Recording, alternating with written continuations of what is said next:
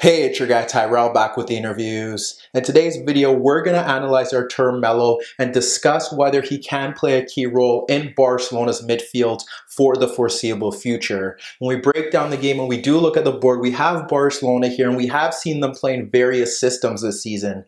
4-3-3, 4-4-2. We've seen them play a 4-3-1-2, which is pretty much a midfield diamond, and we've seen them in a three-man backline. When we look at Arthur Melo, he does often play in that midfield zone. He can play in a 3. We've seen him play in a 2. There have been times where he's been forced to play in a narrow wide position, and we've even seen him come on for Arturo Vidal against Real Betis to play at the tip of the diamond. Arthur didn't impact the game from an offensive standpoint, but from a defensive aspect, he could do a job closing down the deep line playmaker. So when we look at the two key traits that Arthur Melo excels in, one is passing. His pass succession rate is very good. It's one of the top 10 in La Liga, and he does join 5 other Barcelona players in that top 10. What we have to look at here is the range of passing. He's not necessarily playing balls over the top or looking to penetrate between the lines, but what Arthur Melo does offer is his ability to retain possession,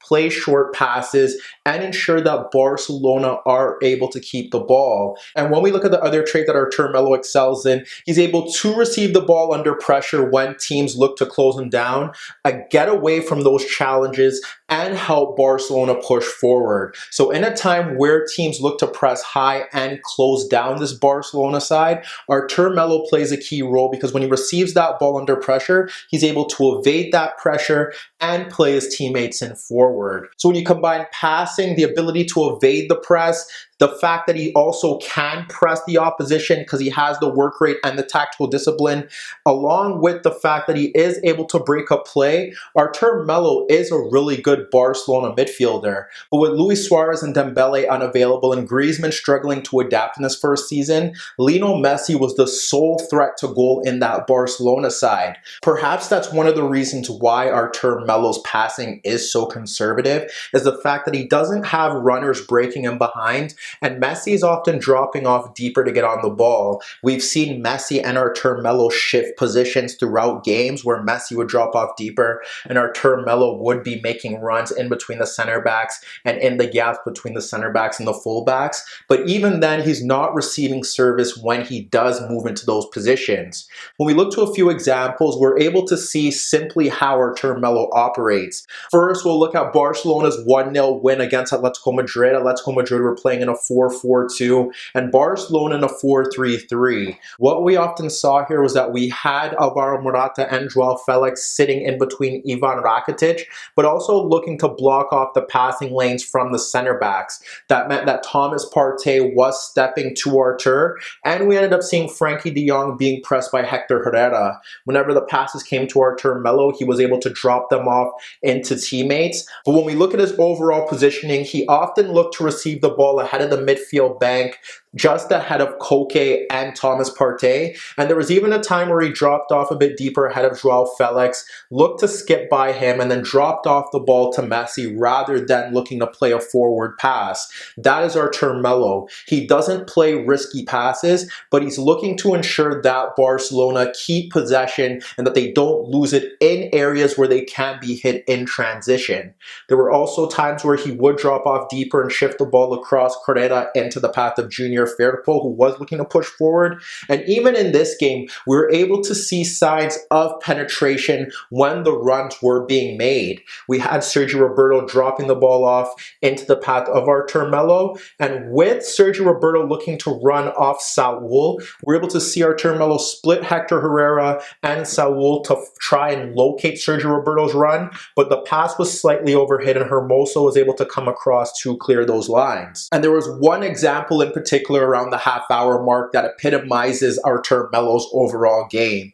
What we ended up seeing there was that we had Firpo slide the ball across Herrera into the path of Arthur checking in, and with Arthur checking in, he was closed down by Hector Herrera, and Arthur was able to spin away from him and then hold off his pressure as he shifted laterally towards the center of the pitch. He dropped off a bit deeper to get away from the press, faced up Hector Herrera, and then cut across him towards his right before he located Messi making a run across Saul off his shoulder. He clipped the ball over the top for Messi, and when Messi brought it down. He was closed down by Hermoso and Saul, and Barcelona were able to win a corner kick. And that perhaps is the stylistic difference between Xavi and Arthur Melo, where Xavi was looking to get on the ball and play it quickly out into the flanks or between the lines, or even in the fact where he would be pressed and he evaded that press, he looked to get the ball off his feet to make it move quickly. Whereas Arthur Melo constantly invites that pressure, knowing the fact that he's able to get away from it, and then he looks to invite it once again before he's able to play that forward pass. When we look to the most recent El Clasico, Arthur Melo played a key role in that first half, completing the most passes. And when we look to how Real Madrid looked to approach that game, once again, they looked to press high from the front, and there was a manner in which we expected them to do that.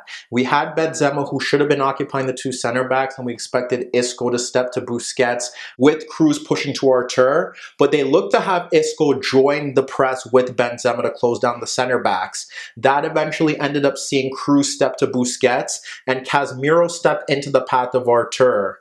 When that press wasn't being applied, it was a battle between Cruz and Arthur, and there was also a time where we saw Titi play that ball into the path of Arthur, dropping off with Cruz pressure, and Arthur was able to slide the ball across Vinicius for Nelson Semedo pushing forward. That's what you want from Arthur, and that's what he's really good at. When teams do look to close him down, for the most part, he is able to find a teammate or evade that press to push forward. But what's often forgotten in that Clasico loss to Real Madrid was the fact that Barcelona created quality chances in that opening half, and Arthur Melo played a key role in both of them. Initially, what we ended up seeing there was Arthur Melo splitting the two center backs to receive the ball from Piqué, where he was pressed by Benzema.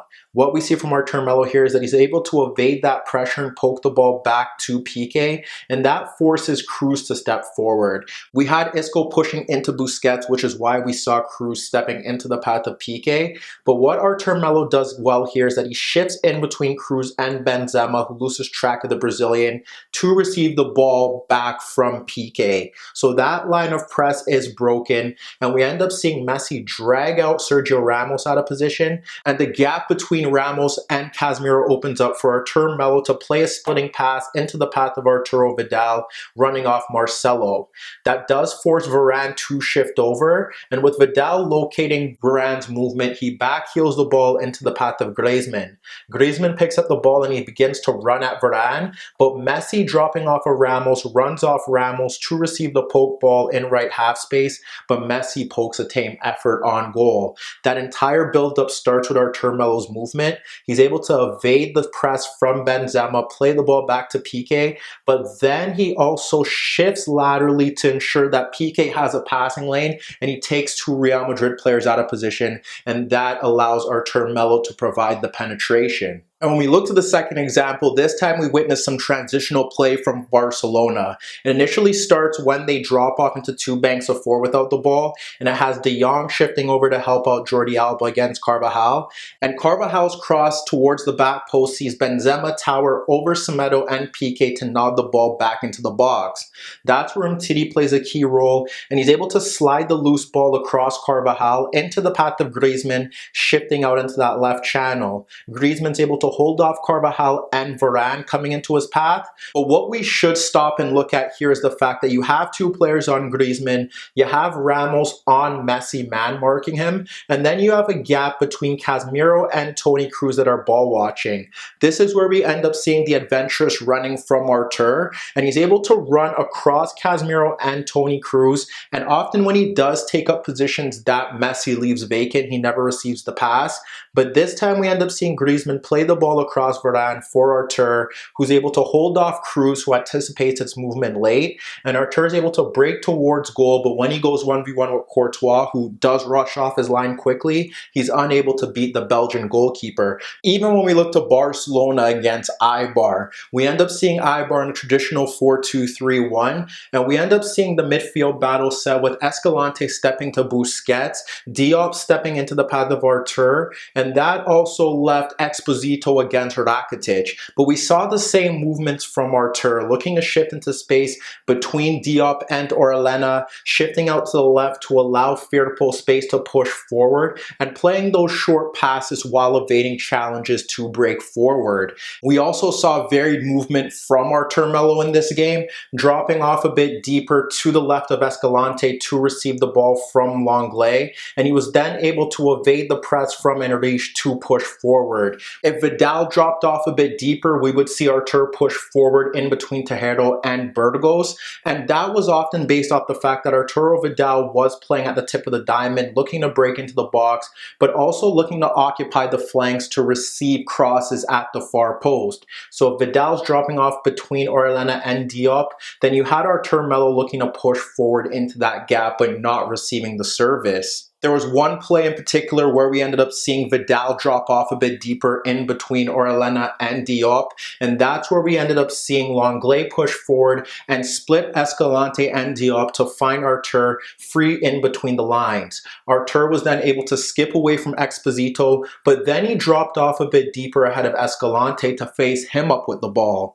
We saw Arthur being able to evade that press and then slide the ball across Diop into Messi, and that was a square pass, and that is simply vintage Arthur Melo at the moment. And that could be the one flaw that we can point out in his game when it is unnecessary. And here we also saw some great defensive contributions from Arthur. We saw him leave Diop to cut across Esposito after Esposito played a 1-2 with Inui to pull out Semedo and bypass Rakitic, but Arthur came across to win that ball, and later on in that half we had the ball shifted out to Angel, which pulled out Rakitic as the right shuttler, and Angel poked the ball across Rakitic into the path of Esposito, but once again it was Arthur Melo coming across to close down that threat. But as you can see, those three examples perfectly summarize Arthur Melo. He's a reliable conservative passer, he's always looking to get on the ball, a great presser, tactically disciplined, versatile, and he offers you penetration through his running and his passing. There have been a lot of comparisons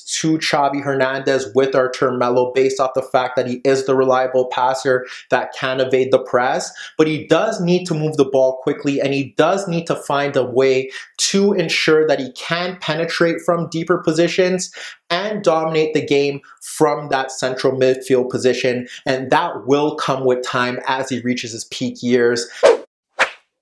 Hi everybody, thanks for watching, and subscribe here for your latest tactical analysis and daily commentary on the InnerViews show. And if that wasn't enough, don't forget you could find more organic, unfiltered soccer/football analysis on the InnerViews podcast, the best soccer/football podcast in the world, available on iTunes, Spotify, iHeartRadio, Spreaker, and any Android apps on your Android devices.